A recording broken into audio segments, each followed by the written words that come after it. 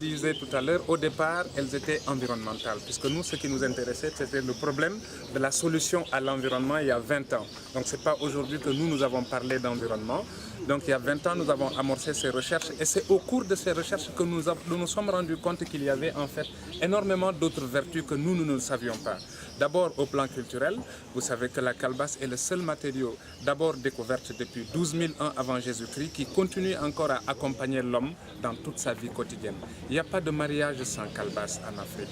Il n'y a pas de baptême sans calebasse en Afrique. Quelquefois, dans beaucoup d'autres ethnies, il n'y a pas de mort sans calebasse. Ça veut dire que la calebasse est au début et à la fin de l'individu. Voyez comment la calebasse naît. Vous avez l'impression que c'est une dame, c'est une femme, excusez-moi, en grossesse. Donc, elle a les mêmes caractéristiques, les mêmes traits qu'un être vivant qui vient au monde.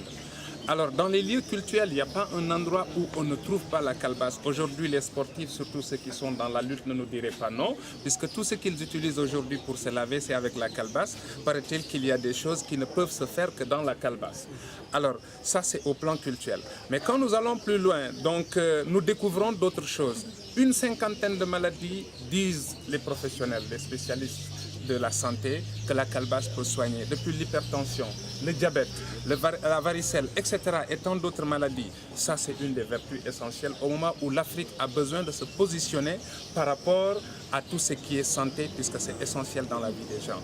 Au plan de l'énergie, comme je le disais tout à l'heure, les Américains ont démarré des recherches et pourtant, nous aurions souhaité que l'Afrique démarre elle-même ses recherches pour bénéficier de tout.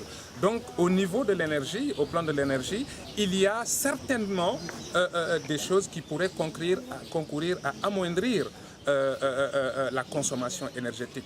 Vous savez qu'aujourd'hui, avec le plan TACAL, avec tout ce que nous avons comme problème, si aujourd'hui on se mettait à rechercher profondément dans la calebasse, certainement, ça pourrait concourir à des solutions.